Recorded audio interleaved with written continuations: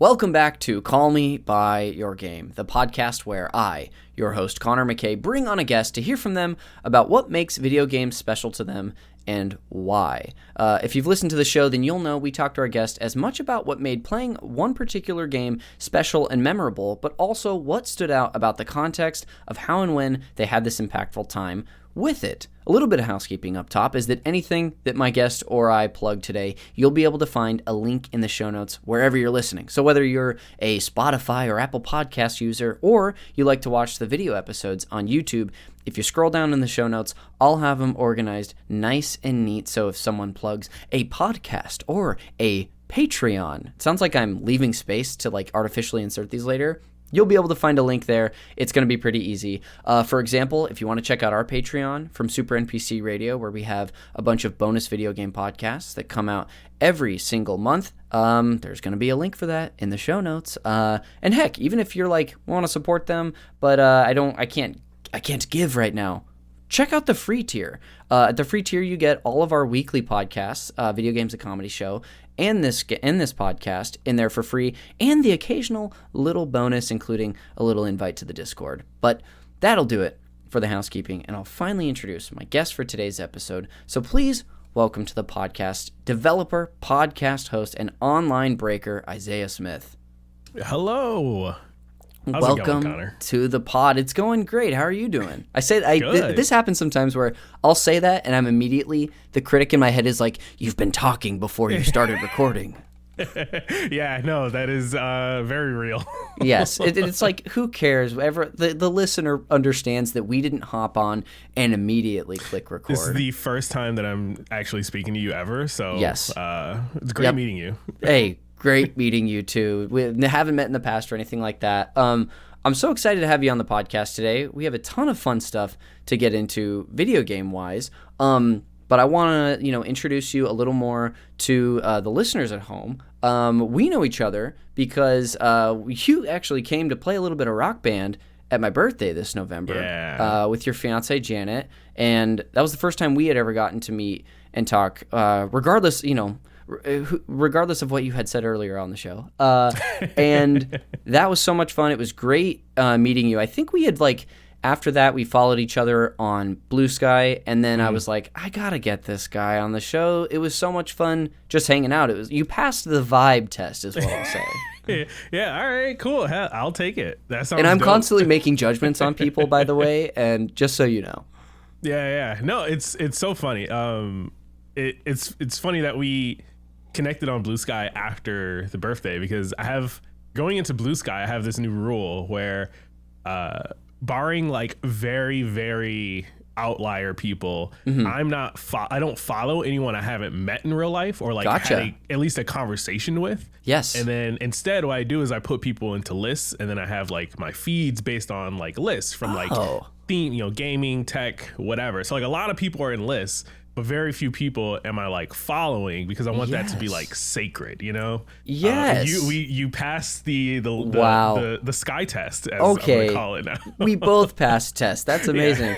That's also, I hadn't even considered using another Blue Sky feature other than a follow, the follow button. But that's a really great use for that. Maybe was it something about hey, Blue Sky is almost like a fresh start. I want to set a different precedent over here, or let's dive into that. How'd that happen? Yeah, no. So on Twitter, how it used to work is you just would follow, right? I think eventually they added lists, but I think it was more just a sharing collection of profiles as opposed to anything more functional than that. If it is, I don't know, because I left Twitter. But on Blue Sky, it's if you make a list of users, which is just a collection of profiles, you can then create a feed of just the people in that list. Yeah. And so very early on, I was like, you know what? Let me try something new. Let's throw something at the wall, see what sticks. Let's create a gaming feed, a tech feed, a music feed, a movies feed. Played around with a bunch of different feeds. One of the things I really just wanted to avoid is what happened on Twitter a lot for me is I go to my Twitter feed, and then I just see companies doing announcements or stuff that I really just didn't particularly care about in the moment. Yeah. It's like, man, I really wish I could just like have a more curated thing. Yeah. You've almost gone and like, made Blue Sky. You've like re-engineered it to be a Discord for you almost. Yeah, almost. Yeah. That's really cool. And it works really well. So I've been recommending that to people. Any chance I get, give it a shot, try it out. You don't have to do the whole like I only follow people I met. That's like more of a me thing. But definitely check out the list feeds feature. That's really cool. I mean, I'm gonna definitely take a page out of your book and try that. That's amazing. You've already given me so much on this episode. Wow. I love that though. That's great. Well, I mean, we've started to get into a little bit more about, who you are and what you do, but what would you like to share with the listener about yourself? And is there anything you want to plug while we're here up top? Sure. So yeah, like I mentioned earlier, I'm a developer, mostly web development, but I do some game development stuff too. Hoping to launch my first game later this year. Dude, very cool. A designer, again, a lot of UI, UX kind of design stuff around all the various projects I have. I do some hosting stuff and producing stuff with my fiance Janet. We have a podcast, The Gamecast, which I guess plugs are fine. You can find it on gamesandnotgames.com. If you go there, it'll direct you to the YouTube channel, and from there you can kind of see all of our episodes and breakouts and stuff like that.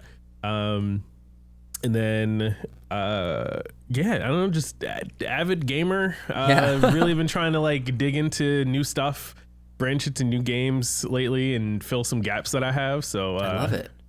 I don't know, hit me with recommendations whenever you get the chance. If you see me online, recommend me your favorite game, and I'll put it on the list, the ever-growing backlist. Yes. Oh, that's great. Well, thanks for sharing a little bit more about yourself. I'll definitely at least plug the podcast, the website, really, in the show notes, and anything else that you want to. But thanks for just filling in some gaps for us. Before we get into your general history with video games, will you introduce the game you've brought on for the main event later and call me by your game? Yes. The game I am bringing to the table is The Witness. Awesome. Really excited to hear from you about this one that is that I know about and have become familiar, especially preparing for this episode today, but I haven't played myself. So there's a lot in store. Oh, yeah. Anyway, let's talk about your general history. I want to go as far back as we can. Can you remember some of your earliest memories with video games, whether that be playing yourself or watching somebody else play? Yeah.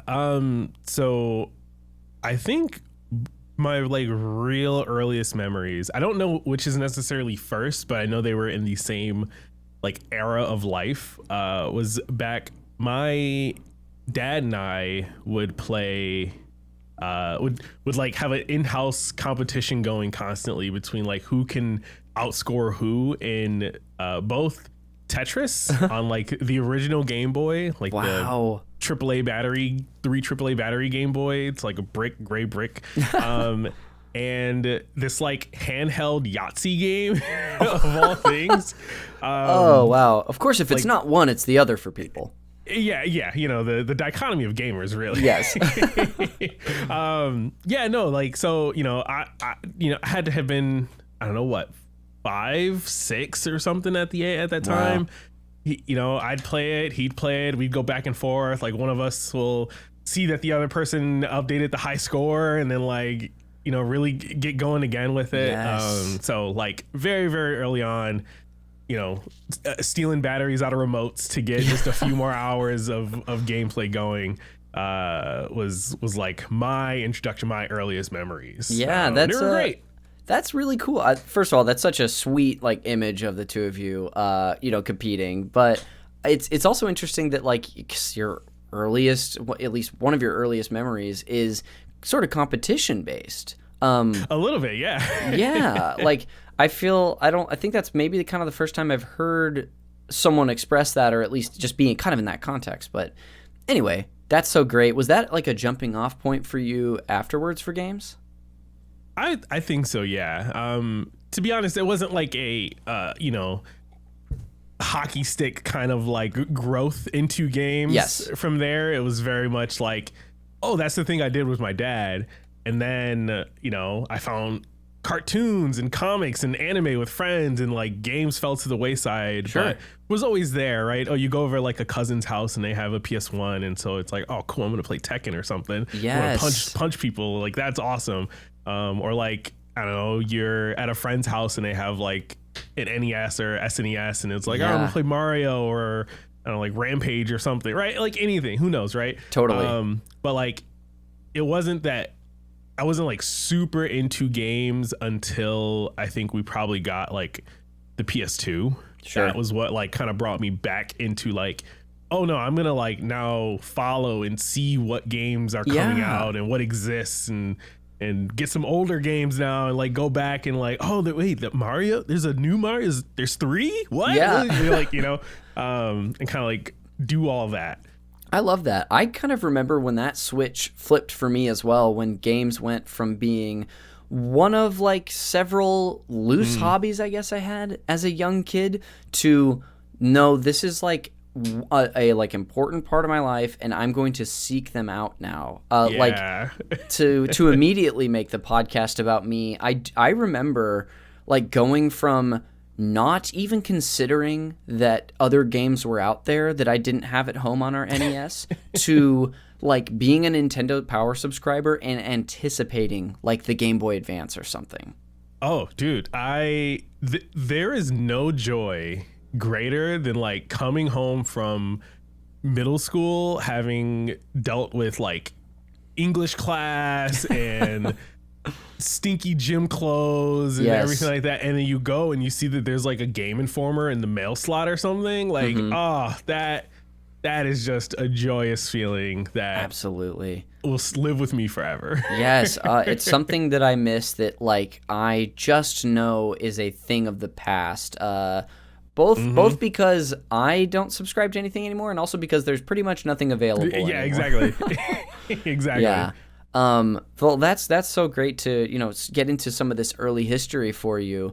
Do you remember? Was there like something that grabbed you about that PS2 era, or was it just you just sort of realized one day that this is something you were seeking out?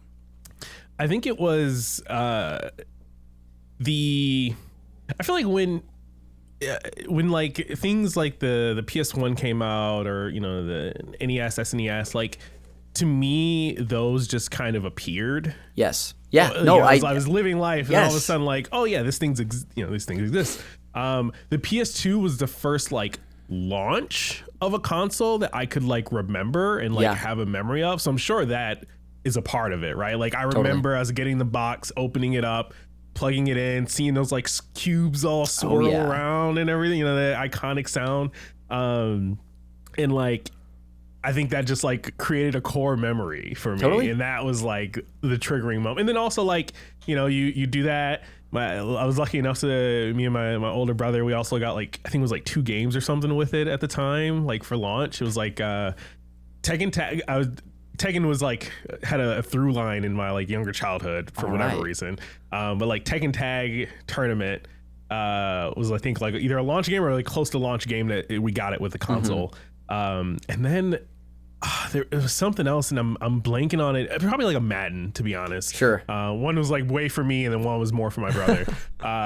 And like, yeah, just like getting those cases, unwrapping that wrapping paper on them and everything. It was a moment, Yes. That's so great. There was, I remember I went through the same thing with the GameCube at the time, and that was also the first one that I looked forward to. And but there was also an allure of like, I didn't have a PlayStation 2 growing up, or really any PlayStation console, so there was a whole separate thing of like wondering what this like or being lightly familiar with this other console that my friend had. And so when you would go to someone's house, it was like going into a whole different world of not just titles, but just experiences that I didn't have at home. Yep. Yeah. For the longest time, I saved up to get my own GameCube. Okay. And because I could only ever play it, like you said, when I was at a friend's house or like a family member's house or something like that. And like, I feel like they have all these great games, and like, crazy, like a lot of it comes back to Mario, right? Yes. But still, like they're playing Smash Brothers. Like I wanted to play Smash Brothers. We didn't have Smash Brothers in my house because it just wasn't a thing. Yes. And so I was like, you know what? I'm gonna cut grass and I'm gonna be washing dishes and saving allowance, and eventually I'm gonna save up the money to get my own GameCube, and I can then play Smash Brothers. Yeah. And that's just such a satisfying thing when you get that console. That's so cool, especially when you've like, I mean, don't get me wrong, I've gotten some consoles for Christmas gifts in the past. That is also sort of like an unmatched feeling, but there's also like an equal weight to really earning it, especially your first one, maybe growing up. Now it's maybe a bit different for us as young adults. I love that. Do you remember? Well, was the PlayStation 2, I know that was a big sort of a turning point for you. Did that end up being a console that you spent a lot of time with as well? Yeah, no. Okay. And I still have it, even like the Awesome. like original launch PS2 that we had. Yeah, no, it was like definitely the thing that I put. Man, it's really tough to know what console you put the most hours into. I would love some like life stats to like parse through for that, but 100%. like it's got to be between the PS2 and PS3. I lean PS3 only because I had a little bit more like money for games, and so inherently I probably played more, but like at the same time I probably put the most hours into any single game on like that PS2 when you only had a handful, you know. Totally. What were some of those highlights? I know you named a couple that you had it when you got the console, but what are some that you look back on and they still stick with you? It would be Tekken Tag tournament. Once I found out there's like bowling in it, I was like, all right, well, this game has everything that I need. Yeah, they always would have like some, because I missed Tekken, but let's just say a year ago I started learning about like the Tekken volleyball mini game. Yeah. And so they always have something fun like that. Yeah, right. It's always so cool. Then probably Kingdom Hearts. Okay. Kingdom Hearts 1, Kingdom Hearts 2. For Kingdom Hearts 1, I always have this as a joke. I think I got my like in-game time up to like 95 hours or something like that of just like doing everything, unlocking everything. And then for Kingdom Hearts 2, I think it maxes out at 99 hours, 99 minutes, 99 seconds. So I don't know how many hours I actually put into it, but I know I maxed out the like time clock. Yeah, the game's like, we're just not counting anymore. Like, yeah, it's like, enough. You've played enough. You actually don't want us to keep this count any longer. Yeah, exactly. Yeah, that's great though. Yeah, Kingdom Hearts. Yeah. Definitely as a kid, loved the series. Still love it now, but just love it less. Totally. And I thought about actually suggesting that for Call Me by Your game, but I was like, you know what? I got to be true to myself. Sure. I got to pick something a little better. Yeah. Well, we've had some, not that we have to put this on the roadmap, but we have, over the last year, have started finally having like guests back to do second solo episodes. So perhaps that'll have to be one in the future or a different title. So PS2, it sounds like were you pretty immediately also anticipating the PS3? Yeah, like by the time the announcements and rumors of the PS3 kind of came around, I was like, me and my friends were like well into games, right? We followed games, we reading the magazines, looking online, forums and everything like that. And like I remember, and maybe you do too, the like weird boomerang controller leak images that dropped for the PS3. Yep. It was like me and my friends were like, oh my god, this is gonna be so cool. It's like this weird thing is gonna be like driving is gonna be insane with it, and like fighting you're gonna hold it and like punch like it's like brass knuckles or something. Like we had so many weird ideas that looking back now I was like, all right, well that was dumb. Like there's no way that was gonna come out. I love hearing that like you all were excited about that image too, because I don't remember what consensus was like at the time when that first popped up, but I feel like in retrospect people clown on it all the time, so it's fun to hear like a positive spin. Yeah. No, like me today, if that actually came out, it'd be the death of gaming on PlayStation for me. But as a kid, when I've only ever used the Xbox controller, the Duke, right, the PS2 controller, and then like the GameCube controller. It's like all right, well, yeah, there's no standard here, really. Like, they're all kind of different shapes and colors and totally configurations. Yeah, sure, throw a boomerang in there. Who cares? It'll be fun. Gosh, the openness and like welcoming nature of young adults. That's lovely. So we don't have to, by the way, I probably won't be hitting like every highlight of your whole gaming past, but are there any on the, because you mentioned the PS3 as being another console that you logged a lot of hours on, what are a couple highlights from that console? Ooh, the PS3 is special to me because it was I think to date, the only time I got games for a console before I got the console. Wow. Yeah. Like, as you, I'm sure, remember when the PS3 first dropped, it was incredibly difficult to get. Like, it was sold out everywhere. Anytime anyone did get some in stock, it was like 2 units and then they'd be gone in no time.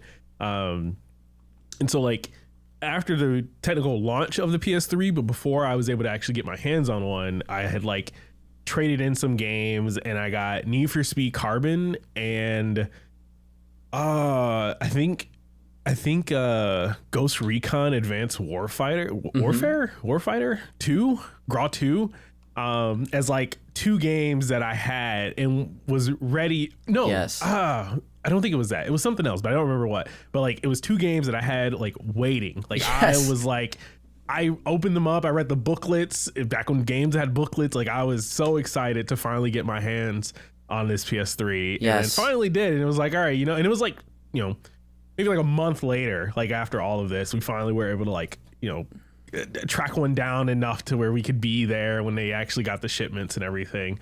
But man, it was a time. That's so cool. I did that one time too, and it was the GameCube where I nice. I'll make this quick. I bought a second controller to have, and because I was also saving up money to buy that console after the first Christmas break it came out, and I took it out of the packaging and would just like hold it before, and I couldn't even have anything to play or even the console. But that's so cool to hear about the PS3. Yeah.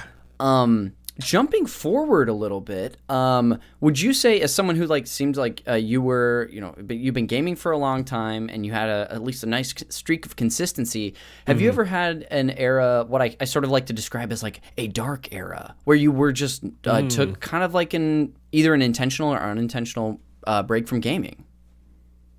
To be honest, no, not since like. Yeah.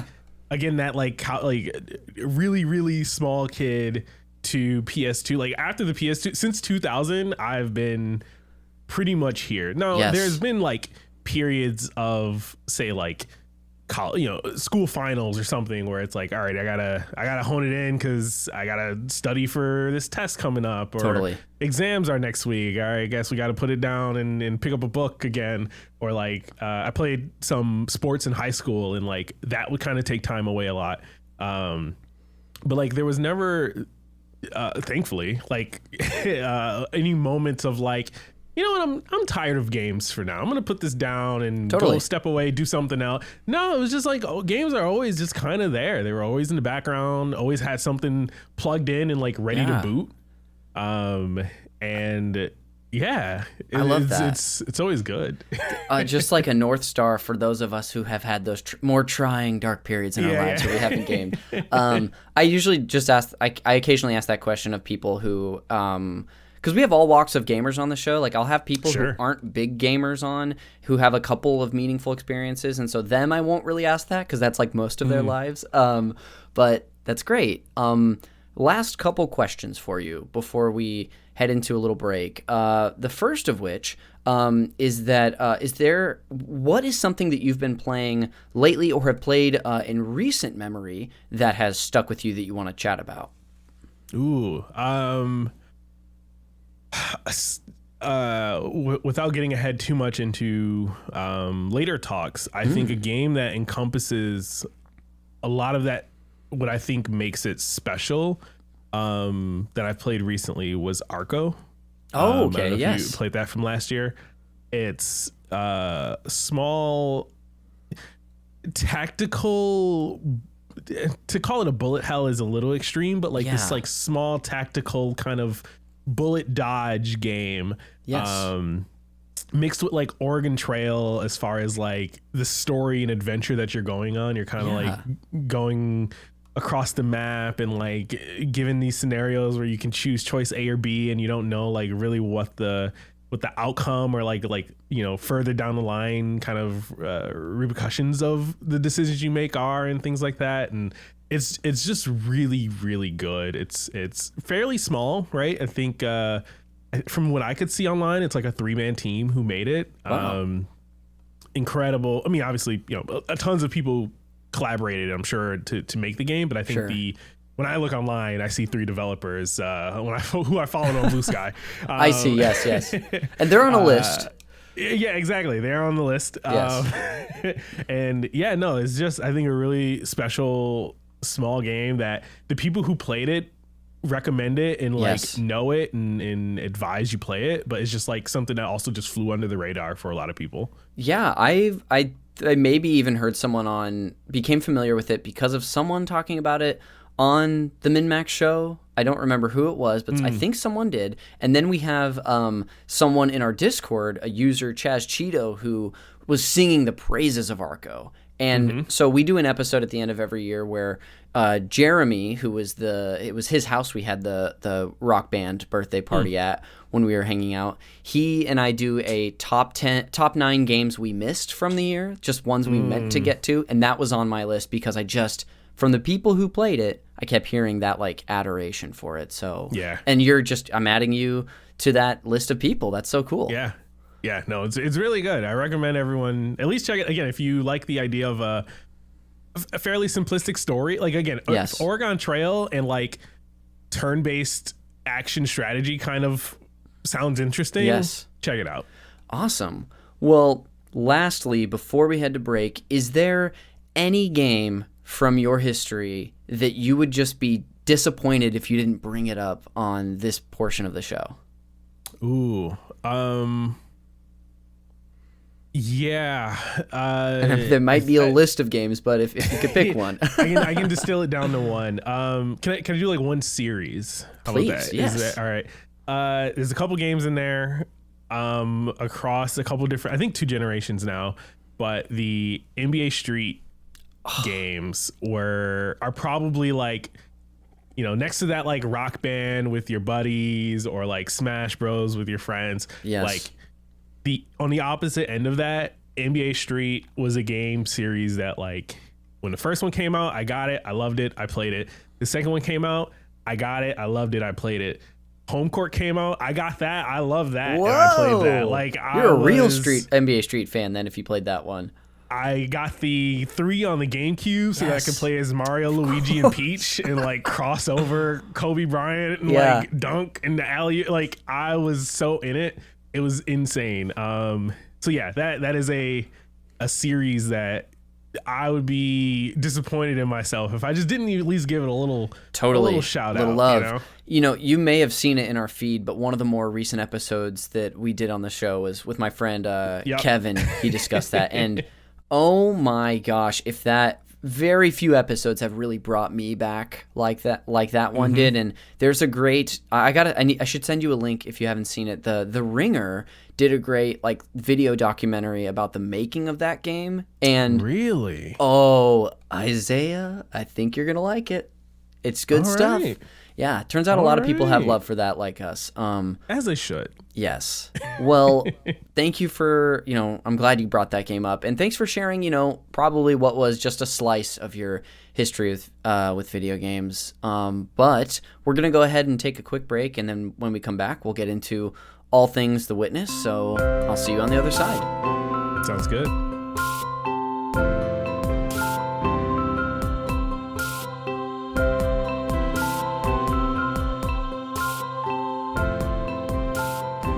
Welcome back to Call Me By Your Game, returning to the episode. Back me, Connor McCabe, with Isaiah Smith. Isaiah, welcome. How's it going? It's going great. Like I said before we started recording, I'm going to just do some basic housekeeping and table setting for The Witness, the game you've brought on for this main event. But if you want to jump in at any point, or you're like, ooh, Connor, I'm going to give you an addendum from the Wikipedia article you're reading from, you have the green light, just so you know. Okay, cool. All right. Well, without further ado, here we go. The Witness is a 2016 puzzle game developed and published by Thekla Inc., inspired by Myst. The game involves the exploration of an open-world island filled with the natural and man-made structures. The player progresses by solving puzzles, which are based on interactions with grids presented on panels around the island or paths hidden within the environment. The game provides no direct instructions for how these puzzles are to be solved, requiring the player to identify the meaning of symbols in the puzzles. A central design element to the game was how these puzzles are presented, so that the player can achieve a moment of inspiration through trial and error and gain that comprehension themselves. I think I've even seen Jonathan Blow, sort of the creator of the game, describe them as like epiphanies that he wants people to have. As far as like the general gameplay, does that feel accurate to you? Is there anything you want to add on for clarification? No, I think that pretty much sums it up. Yeah. To be perfectly honest with you, yeah. Well, for a little, then I'll share a little additional context, since we mostly were talking about gameplay here. Announced originally in 2009, Jonathan Blow, the game's lead designer, had started working on the title in 2008, shortly after releasing Braid. The financial success of that game allowed him to hire a larger production team without ceding creative control over the final product. To create the game's visual language, the team developed their own game engine and retained artists, architects, and landscape architects to design the structures on the island. This required a protracted development process, and the game's release was delayed from 2013 to 2016. Blow desired to create a game around nonverbal communication, wanting players to learn from observation and come to, here's why I knew that, is because it says it right here, to come to epiphanies and finding solutions and leading to a greater sense of involvement and accomplishment with each success. The game itself includes around 650 puzzles, but they're not all required to finish the game. This is some more release and reception context here, is that the game originally came out for Windows and PlayStation 4 in January 2016, with later versions released for the Xbox One, Nvidia Shield, Mac OS, and iOS, and original plans were to also release the game on the PS3 and the Xbox 360, but those were abandoned as the game engine became more demanding, and the team ultimately opted for initial release just on those first two platforms. The game itself was received generally favorable with reviews from critics who praised the difficult but surmountable puzzles and the game's art and setting. Within a week of release, the game sold over 100,000 copies, which was about as many copies as Braid had done within a year of its release, nearly recouping all of the development costs for the game. That is the entirety of the context I was sharing. Is there anything you want to add? Yeah, I think the only thing I want to add on to that really is just to give a little bit more insight into the gameplay. Yeah, please. Obviously, great reading off of the page. All that work I did. The practice really shows. Is just to give a little bit more context, is it would definitely, I think, fall into the Metroidvania kind of genre that I know some people have been using for things like this Animal Well, like these games, even Tunic, right? These games where like everything, there's nothing stopping you from doing things except for your own knowledge of how or where or when to do them. Yes. And so in that, I think, is a genre that I've grown to love. And just to again paint a picture a little bit for listeners about like what the actual game is. It's not like Tetris puzzle game. It's more, brainy puzzle game. Totally. Yes. Yeah. Like you at least from the brief amount of gameplay that I watched, of course you're traversing through the world by just in a first-person perspective, walking through the environment. But when you come upon one of the panels for a puzzle, it's the way you solve the puzzle on these very similar-looking panels is always different, and it's sort of up to you to identify what not the trick is, but what I guess maybe it is for that particular puzzle. Yeah. In you mentioned it before, there's you're on an island. There's different areas of the island, and each area kind of has its own core mechanic, its own core language in what the shapes on the puzzle panel might mean, or the rules for the puzzle, so to speak, or how, just how the player is expected to overcome the puzzle. Can vary from area to area. And it's, man, so good. That's great. I would even, maybe the last thing I'll add now that my brain is spinning about this game is that from what I could tell too, the visual art style is I would describe it as, well, it's cool because at least the beginning of the game, and I would assume this changes throughout, you're sort of in this environment of what looks like sort of man-made structures that have kind of been overgrown by nature a bit. But the art itself, the design is sort of, I wouldn't describe it as cell shaded, but it is somewhere between realism and a more just cartoony art style. How would you describe the sort of colors and shading and what they use here? It's a very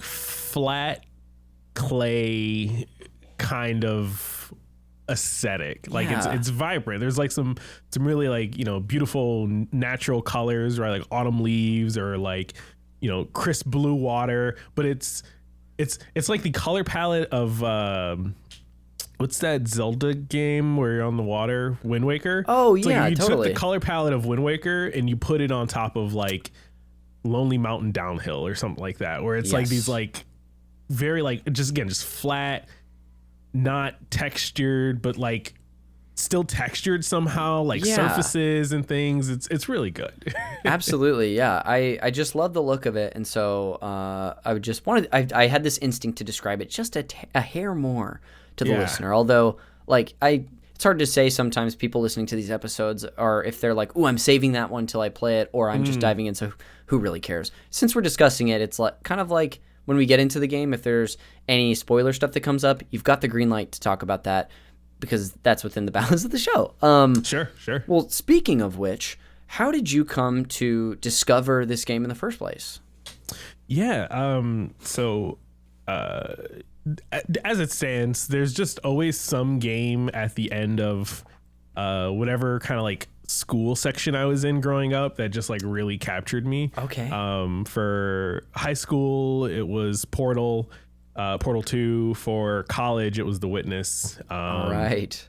There's probably one in middle school that if I really thought about it, I could figure it out. But yeah, during my final year of college, my college roommate had got the game. And he's a PC player, right? He was really going on and on about how good it is, and it's just this puzzle game where you feel so smart, and you're solving these things that you didn't even know you could solve. It was very the way he was explaining it was this artsy fartsy kind of game, and I was you know what, that's just not for me. I'm gonna be over here with my Shadow of Mordor, killing ogres and fighting things and bloody mess and all that jazz.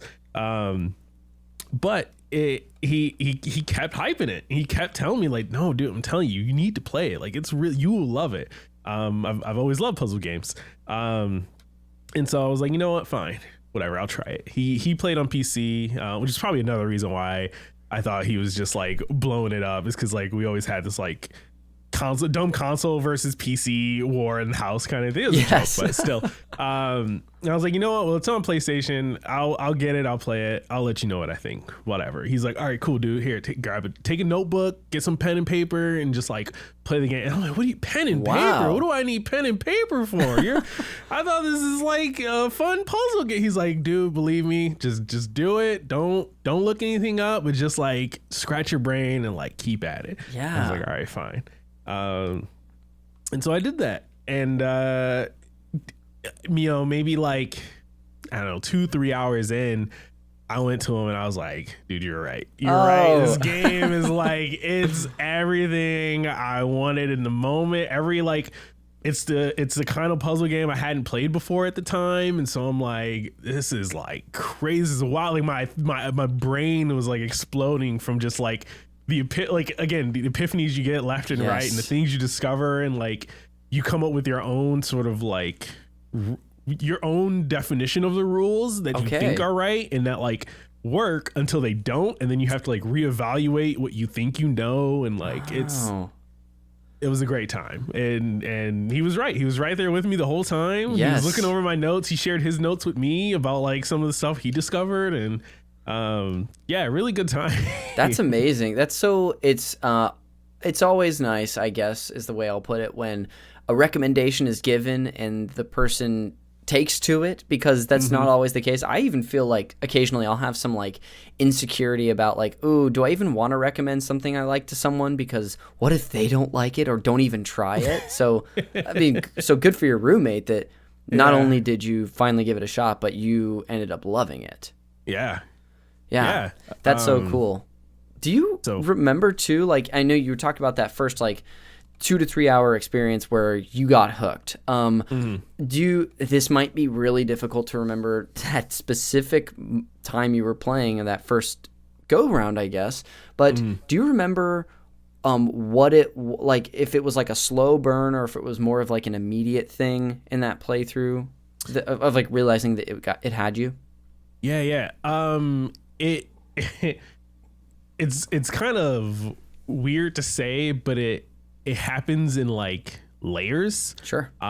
Where like and even though I know this is like spoiler filled, I don't want to. There's some stuff I still don't want to talk about, just because I think you experiencing it as a player is just a joyous moment. It's such a like crazy moment. At least it was for me and everyone I've talked to. So you just like. Again, there's these areas, and you go to an area, and it's kind of like, okay, like what's the rules for this area, right? And the island is, I guess, it's designed in a way that it encourages you to kind of like go to this area, and then this area, and then this area. But you don't need to necessarily do them in that order. Like you kind of can do some stuff out of order. Some stuff is locked behind other mechanic. Like you have to know a mechanic to open up the next area kind of thing, almost like a culmination sort of thing. But some stuff is just available for you to just walk to it and start exploring. It wasn't until there's a couple moments, but like one that stands out is just like there's one area that a lot of the beginner areas are just all in a panel. And then you come across this one area that starts to incorporate the environment into the panel. Okay. And it's like, okay, that's cool. Like, I guess this is spoiler fine. It's like, you come up to a panel and normally you're just like drawing lines on this panel. Cool. Sometimes there's like a dot or something in the way and you got to find a different path. Sometimes it's like a mirrored line where it's like, even though you're drawing one line, there's a mirrored opposite line that's following your movement. Okay. And you gotta like solve both at the same time kind of thing. And then there was one that I came to that was like, it's like a tree kind of area, like a woodland tree area.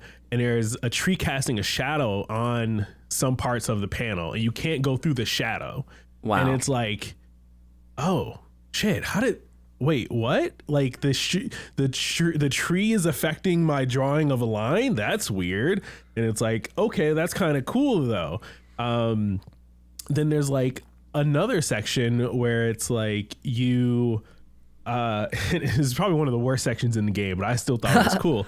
It's like an audio puzzle. It's the infamous audio puzzle. If you know the game, if you've read up on it, you know it. It's like there's like a bird singing, and you have to like basically the puzzle is like following the sound wave that the bird sings at, and like that's how you solve the puzzle, and like each panel has a different bird kind of thing. And then there's one which I won't get into, which is like I was walking around and then I saw the puzzle and then I tried it, and like everything that I had played up until then was like, oh, this is nothing. Like this is this is such like, I mean, the puzzles are great and like the panels are all cool and everything like that, but like there's so much more to the game than I thought there was, based on just like an epiphany discovery while walking around. And then I was like, all right, well, I got to go back to the beginning of the game and do everything again. Like, you know, like go through it all again. And so that's amazing to hear, because like I bet this is making me want to play it more and more. Anytime a guest brings one on that I haven't played and they're selling me on it, I just get so excited. And this is one of those moments. But the game itself, for anybody who even watches just like a few minutes of gameplay, it presents itself like as I might describe it as simple and straightforward of these puzzles that you're solving. And I mean, it's kind of foolish, I think, of me to think that there probably isn't more to it than the satisfaction of solving the puzzles, but to hear that there is more to it and are some secrets up the game sleeve is really enticing. And I bet that's part of the reason why those like epiphanies and excitement, I guess, lingers for you. Yeah. It's one of those games where it's like the more you play, the more you learn how to play. And then once you know how to play to a certain degree, it's like, well, the game's like flipped on its head now. Like it's like there's a different like almost meta game to the game that you're now playing. And it's like, all right, cool. And it's got the classic, like, you know, things that you see in a lot of games where it's like, oh, there's like secrets that you need to discover, right? Like a locked door, and it's like, oh, how do I unlock the door? Maybe that's like a part of completing some area or something. And so like there's like incentives to like keep exploring, keep trying things, coming back and forth to new areas as you like discover new mechanics elsewhere as well. It's kind of like this like, like hub sort of area that I feel like combines mechanics from previous panels and areas. And so like it's a constant learning game. And when my friend said grab some paper and pencils and like sit down and just kind of like dive in, like bring a pen and pad with you. Like you'll be scratching notes and drawing grids and tracing lines and doing all that stuff. That's so fun.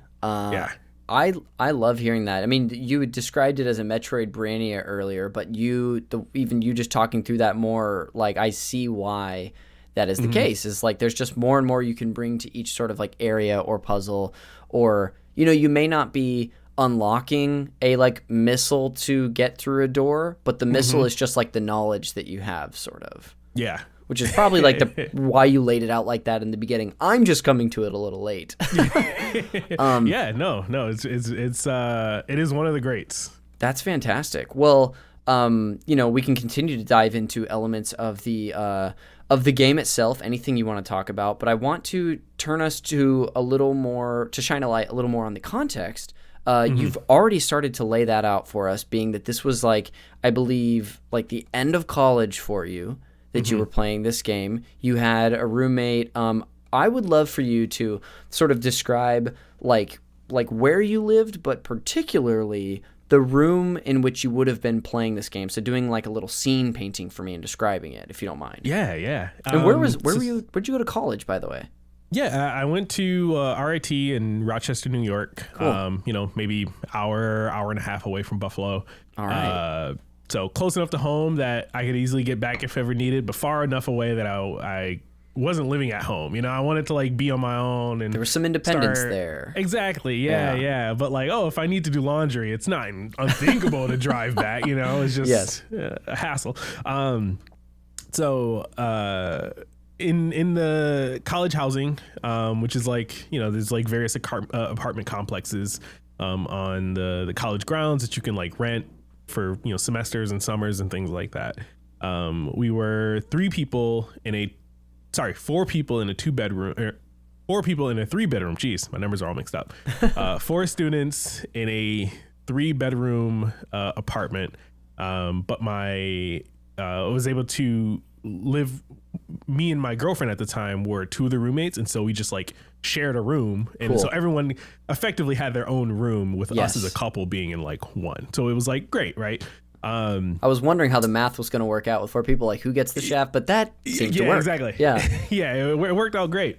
And then the room itself, very uninspiring dorm room, right? And it wasn't like a cool TV or movie where like cool posters on the wall or anything like that. It was very much a bed in the corner, a dresser in the closet, and like, you know, some stands for various books and things like that.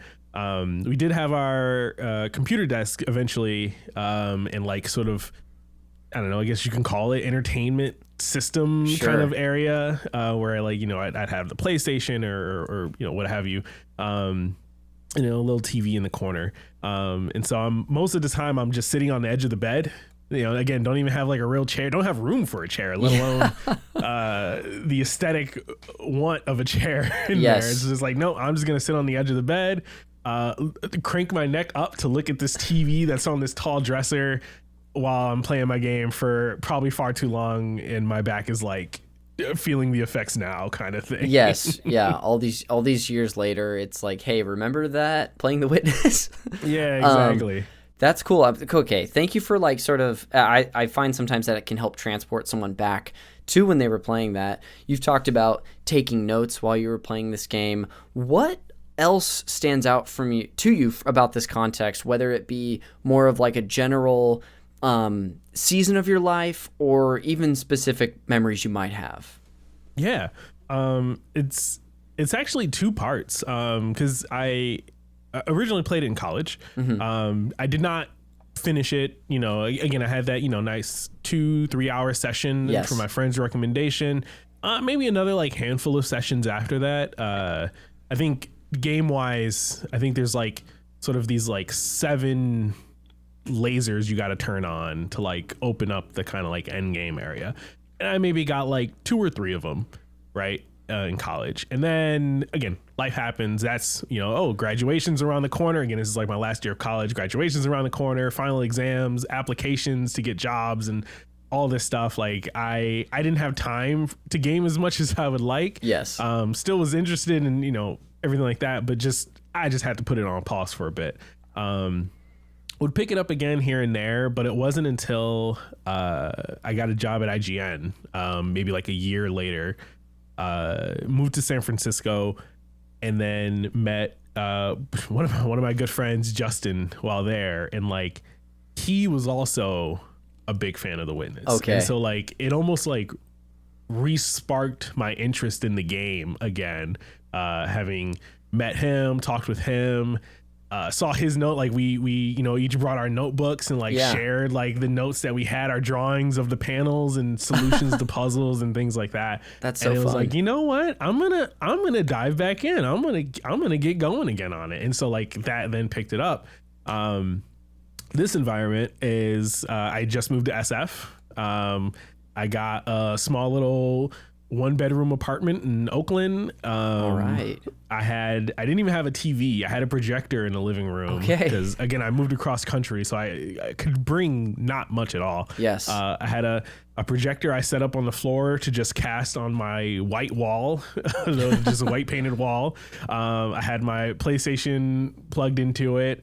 Audio was coming out of a like $30 sound bar I got out of Best Buy. Nice. I know those Vizio sound bars. Yeah, exactly that. And you know, I think at this point I might have gotten an IKEA couch by now, but it pretty much was like, it was college 2.0 to be. Honestly, it was a little worse than college, because at least college it came with some like furniture already, as far as like a bed and everything. This is like, oh yeah, no, I got like one of them foam mail order beds that you like unroll and it takes like a day to uncompress and everything. Like it was a time, but it was also one of the greatest times of my life. And as far as like where I am today, it's like one of the things I love the most. So yeah, so this is like now me kind of, sitting on at best an IKEA couch that is far too hard, and notebook on hand, cat in lap, and just like continuing where I left off, trying to like reread my notes almost like a doctor deciphering some like scribble on a notepad or something. It's what like, could I have meant by this? Why is square equals triangle? What does that even mean? Like just going through my notes and trying to like just refresh everything. And then continued on and, got more of the lasers and kind of like progressed the game there. So, so it really is like, the game, I almost liken it to just like my evolution from like kid to adult, because it was there kind of at the end of college, which is like very much, you're an adult, you're independent, but you're independent within, it's like there's bumper rails, like you're bowling, right? There's bumper rails on your life where it's like you can't go too far left or right. The systems are in play to keep you in line and like on a good track, but like you got some freedom all the way to like, hey, I'm moving by myself across country with just me and my cat, no family, no friends, no one new, like everything is going on. You got to create your own structure, sort of. Exactly. And it was like weirdly a game that like bridged that part of my life. All right. Kind of bookended both eras in a nice way. That's so it's always like refreshing to think. And again, the game itself is about like discovery and like learning and piecing things together. It's like even like on a metaphorical sense, it's like, oh man, yeah, the game prepared me for this. It's like, all right, cool. I'm going into this new area and there's going to be new rules and new systems and new things that I need to like learn and pick up on. And like, I don't know. It was just like a really good time to do it. if that period of your life were a game, they'd be like, wow, like the Ludo narrative here is really strong. We've got examples of it in the game. Yeah, exactly. That's so cool. Did you end up seeing like just kind of like chipping away at the game? Did you see it through to the end? I got. I guess to be perfectly honest, I don't know. Sure. It's one of those games where I don't want to look anything up. So I don't know if it even has a like formal credits roll ending. Sure. But I do know that, again, there's these lasers you activate to like open up this path, and then you can go into the path, and then there's like what I assume is in-game content puzzles in the path. I've gotten into that sort of doorway. I've opened up the lasers and gone in and started doing some of the like end game stuff, and it does get very, very hard. So I have not ever finished it, but I still have my notebook. I still have my save file. I'm sure is in the cloud. I can always pull it down and try and pick it back up. Who knows? Maybe that third round, I guess, will present itself at the proper time. Yeah, hey, might be getting married later this year, so maybe that's like the new era that I need to pick it back up. That helps with communication, It's I gotta connect the dots. Now, isn't that on the nose? That's so good. Well, we've gotten to hear, you've shared so much, just like rich elements from this time in your life and of things that just struck you about the game. Before I sort of wrap up this section, are there any other elements, whether it be like a gameplay thing or a like contextual thing that you want to mention before I sort of tee you up to wrap things up? Yeah, sure. I think that, obviously any controversies noted about Jonathan Blow as a person, I do think the man is incredibly talented as far as game design and everything like that. And honestly, like this was probably the game that made me consider doing game development. Oh yeah. I mentioned at the top, I do development, mostly web development, but I'm looking to launch a game later this year. Funnily enough, it is a puzzle game that is more tailored towards like a Tetris than The Witness, but hey, we all got to start somewhere and grow from there. Yeah. But yeah, no, like playing The Witness and like thinking like, I'm sure a lot of this also came from what was the video game, the movie? Oh, the indie game, the movie. Yes. So I'm sure a lot of it also comes from that, but like seeing these like small, just scrappy, just like normal people, quote unquote, like make these games, make their art, launch it and like get the reception that it gets and everything like that. It's like, you know what? I would love to do that one day. I would love to work on a game. I would love to be a game developer, have something I could point to that like I made and people played and hopefully enjoyed. And it's like, you know, I think the game playing The Witness was the first time that I was like, man, I wish this was something I had worked on. Yes. And again, I was basically fresh out of college kid, like, you know, very little experience under my belt and everything like that. But like, it was one of those things that was just so inspiring from I love this art, this piece so much that like, I wish I could have contributed to it in some way. The game I mentioned earlier, Arco, is another game that also instilled that same feeling. Okay. And so like every so often I come across these games that like I wish I could have been a part of in some way, just from a pure like inspiration standpoint. And I think The Witness was the first time that I had that. And it's like, man, that's amazing. Crazy. When you come upon like a piece of art that like it is so inspiring or like impactful that you're just like, I've had the same thing with games too, but also like, you know, a TV show that I'll really resonate with, or a movie or what have you, or like a sketch, like, and that's something special, and it can be really inspiring. So that's great. Well, maybe, you know, on our way out, just to wrap up your thoughts, can you sort of put a bow on what place this game holds for you? Yeah. The Witness is truly a game like no other. It is a game that trusts you to overcome the challenges that it presents and does not hold your hand in doing it, but is very rewarding when you do overcome that challenge. It found me, or I found it really, at a time in my life where things were uncertain.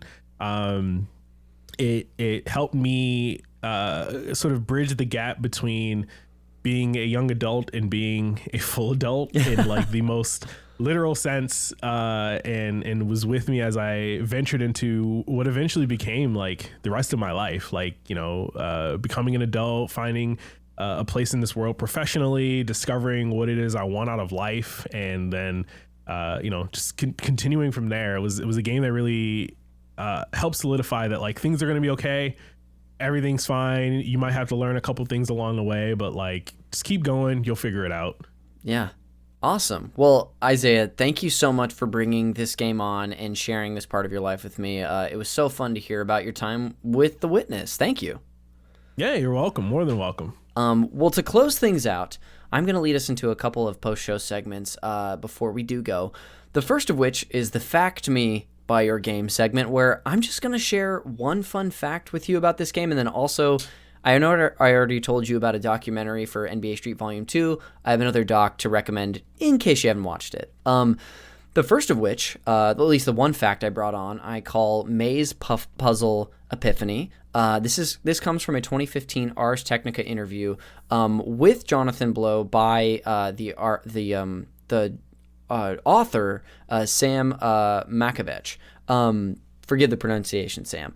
But here we go. So, the maze puzzle feature of the game came from one of Jonathan Blow's earliest game concepts. Does this sound familiar at all, or is this brand new news to you? I'm familiar with the maze puzzle, but I don't know if I know this backstory to it. Okay, cool.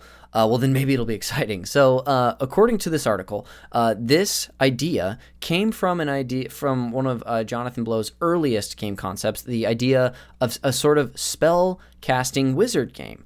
He had previously seen games where drawing a shape with the mouse would create a shape to be used for an attack. So his idea was for an RPG where players could add variables to the shapes they drew, resulting in alterations for spells. I'm assuming this, like, let's say if you drew a triangle, you cast a like lightning bolt. Maybe if you make the one side longer, it'll have a variable. I don't know, but that's kind of where this idea came from, which is interesting because it's a wildly different idea, but there was must have been something about the drawing of shapes or following a line that struck him.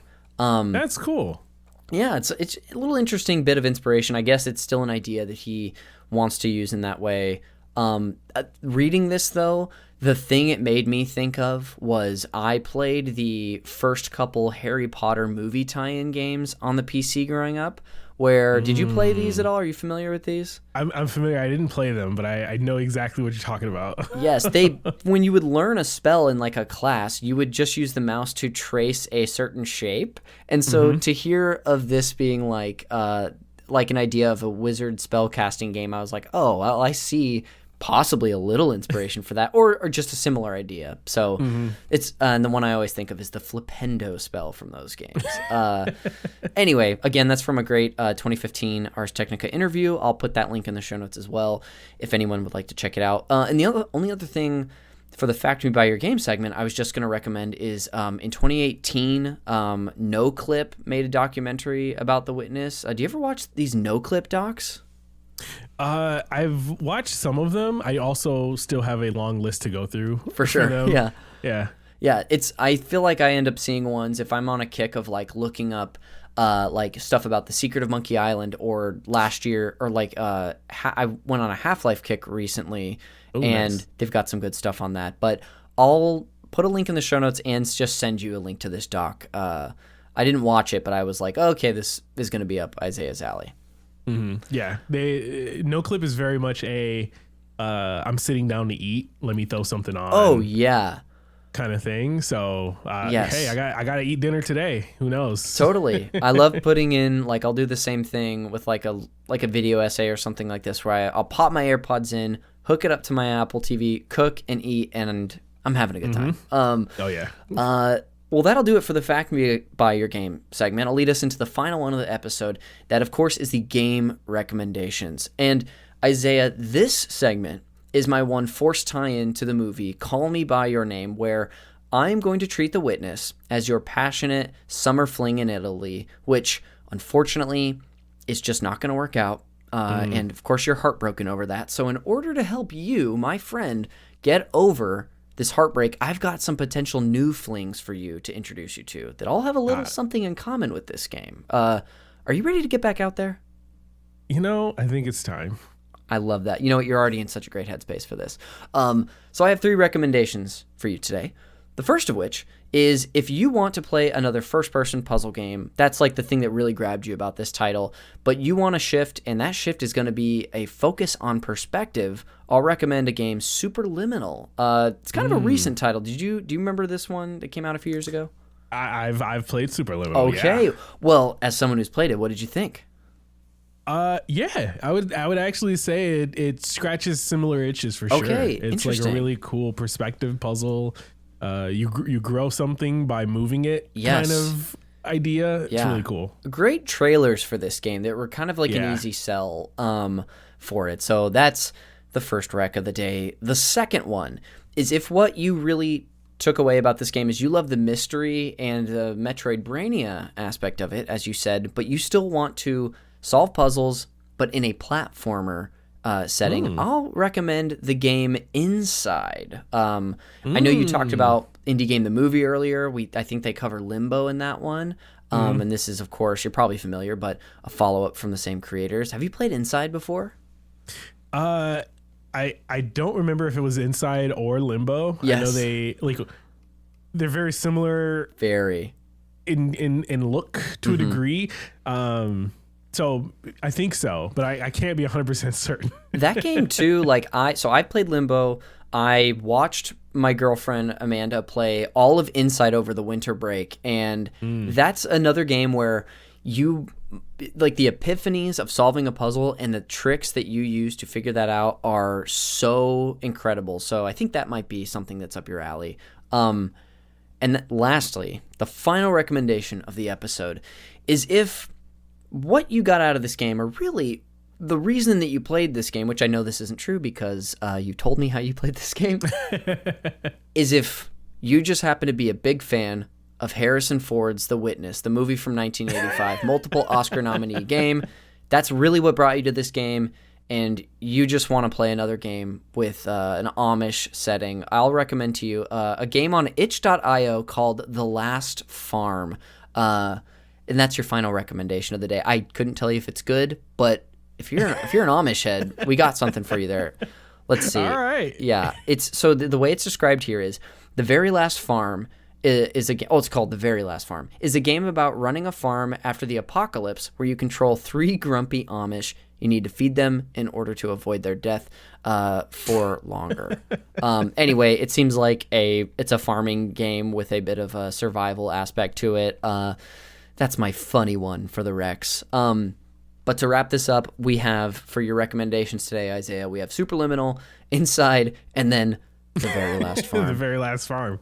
Everyone saw that one coming. But that'll do it for the recommendations, and that'll actually bring us to the end of the show. So before we go and plug whatever we want on our way out, thanks so much for coming on and having this chat with me today. This was a blast. Yeah, no, thanks for having me. Said it before, said it again. Love the show. Going through my backlog of episodes. If you can't tell, I have a huge backlog in like everything. Going through my backlog of episodes, learning something new from games that I love and have good memories of, and enjoying every episode. Awesome. Well, thank you so much. That's so kind of you to say. I know we plugged some stuff up top, including your podcast, but what are the things you want to plug on your way out today for the listeners at the end of the episode? Yeah. Again, the podcast, you can go to gamesandnotgames.com, gamesandnotgames.com.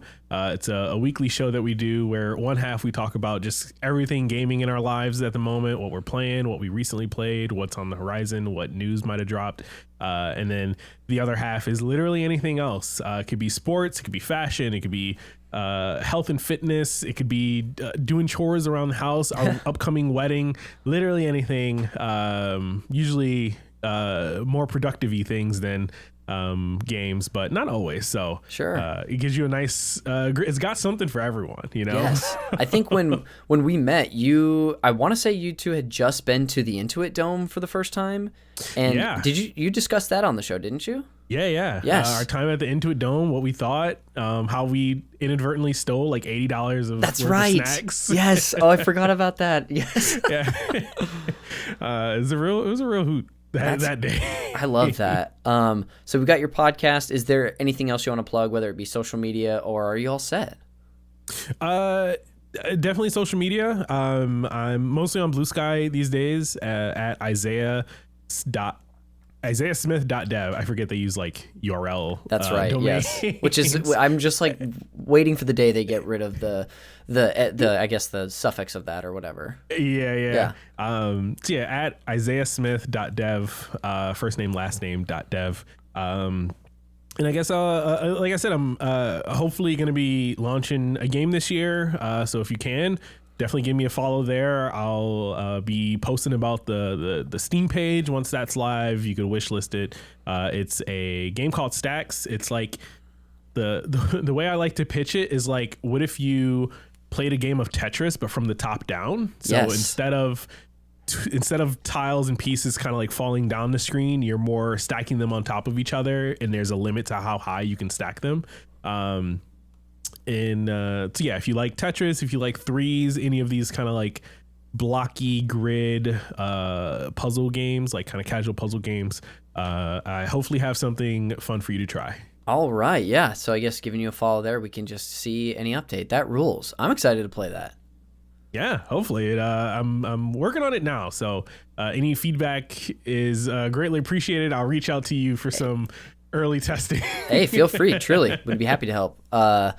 Well, that rules. I'll include, everything you just plugged in the show notes, as well as all this stuff that I'm about to plug as well. The cover art for Call Me By Your Game is done by the artist Glenn J. You can find him and his other great work on Instagram at glenn.jay. This show is produced, edited, and the original music you can hear throughout is done by Jeremy Schmidt. You can thank him for the work he puts into this podcast by checking out his show, Video Games, a Comedy Show, another podcast on this network. You can also follow the show all over social media on Blue Sky, Instagram, and YouTube if you don't already, especially if you're an audio-only listener and you want to see how great everybody looks on this podcast. There's a video version for literally every episode unless some crazy technical thing happens. So check us out there. There's a link in the show notes. You can follow me all over social media as well, on Blue Sky at Connor McCabe. On Instagram, I think I'm Connor_McCabe. And then on Twitch at twitch.tv/ConnorMcCabe. cons is cool 69, where I always start the year hot on streaming, and it's been hot. I've been playing through my playthrough of Control for our current games club on the podcast network. Have you played that game before, Isaiah? Yeah, I played that, I think, over the last, not this just past Christmas break, but the Christmas break before that. Okay. Very nice. I'm eating it up. I mean, I talk about it on the series, which the first episode, this is a Patreon exclusive, but the first episode's out for free for everybody. But I was remedy pilled right around when Alan Wake 2 came out. In fact, Haley McLean and I did multiple episodes on those games, but I missed Control until now. So I'm like kind of filling in the gaps. Okay. Truly adoring this game. I'm so excited to talk about it soon, but I'm basically doing my entire playthrough on Twitch and some other random stuff. We're doing a ton of PlayStation 1 30th anniversary celebration stuff on the network, and so I've been doing a couple of fun, at least one monthly stream there, whether it's a library shuffle or another format that we're about to introduce soon. But yeah, you can follow me on Twitch. It's been so much fun. But then yeah, lastly is that if you're listening and you like the things that I talk to people about when it comes to video games, and you want to find more bonus video game podcasts, check us out at patreon.com/supernpcradio. Even if you join at the free tier, there's going to be something for you there, including a Discord invite, so you can talk to some lovely people about video games and all sorts of other crap. And then there's been a lot of complaining, for example, recently in our sports channel about how it's going to be another Chiefs-Eagles Super Bowl. Not a lot of us were happy about that. Buffalo. Speaking of which, should I be sending my regards? Are you a Buffalo fan? No.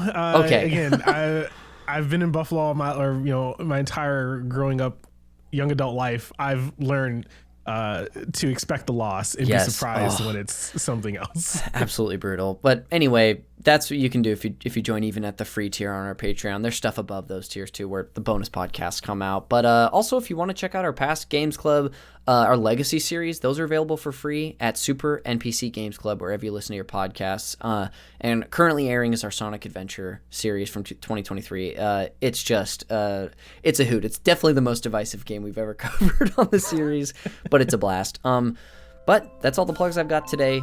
Thank you so much for listening to another episode of Call Me By Your Game. We will see you on the next one.